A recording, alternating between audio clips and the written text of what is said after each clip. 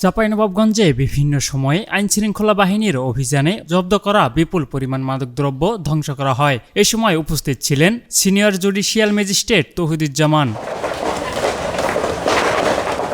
এ সময় court মালখানা in charge police পরিদর্শক মনিরুল ইসলাম খান জানান, ধ্বংস করা মাদকগুলো বিভিন্ন সময় আইনশৃঙ্খলা বাহিনীর অভিযানে জব্দ করা হয়, যা মামলার আলামত হিসাবে মালখানায় সংরক্ষণ করা ছিল। মামলা নিষ্পত্তি হওয়ার পর সেগুলো ধ্বংসের উদ্যোগ নেওয়া হয়।